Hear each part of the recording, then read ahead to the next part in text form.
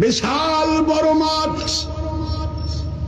লক্ষ লক্ষ জনতা দাঁড়িয়ে চারদিক থেকে শুধু তাকাইলে কে জানাজার ইমাম হবে।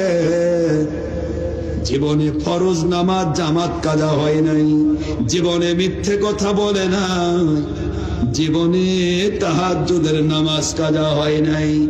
এই ব্যক্তি যে ইমাম হবে বোঝা যাবে উনি এ যুগের ওলি। আল্লাহর ওলিকে এক নজর দেখার জন্য চতুর্মুখী লক্ষ জনতা দাঁড়িয়ে কে নামাজ পড়ায় জানাজা।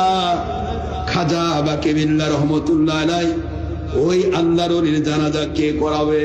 কিছুক্ষণের মধ্যে দেখা যায় পশ্চিম আকাশ থেকে ছায়ারূপী একটি কায়া আমার মালিকের দয়ায় জানাজার শরীর, যেটা খাজা বাকিবিল্লাহ রহমতুল্লাহ আলাইহির শরীর মুবারক যেখানে শোয়া, সেই বরাবর ইমামের মুসাল্লায় এসে দাঁড়িয়ে গেল। কে আসলো কোথা থেকে, কে জানাজা পড়ায়?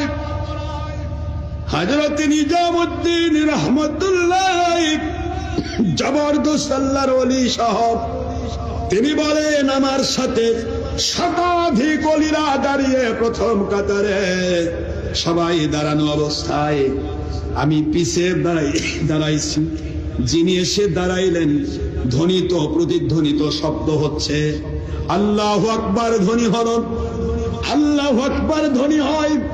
চতুর্থ তাকবীরে সালাম ফিরায় দুহাত তুলে মুনাজাত করে ছায়ারূপী কায়া উপরের দিকে উড়ে যেতে চাই।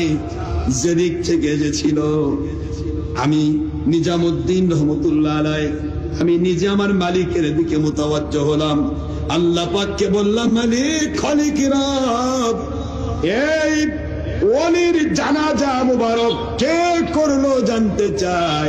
মালিক কোন ব্যক্তি চিনি, জীবনে কোনদিন ফরজ নামাজ জামাত কাজা হয় নাই, জীবনে কোনদিন তাহাজ্জুদ নামাজ কাজা হয় নাই, জীবনে কোনদিন মিথ্যে কথা বলেন নাই।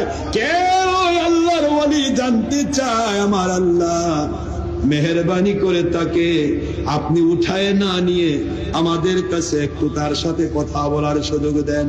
আমি আস্তে করে ছায়ারূপী কায়ারূপী ওই ছায়াতে হাত দিয়ে মালিকের দিকে মুতাওয়াজ্জহ হয়ে আমার মুর্শিদ কিবলার ওসিলা দিয়ে যখন হাত দিছি, বললাম হে আল্লাহর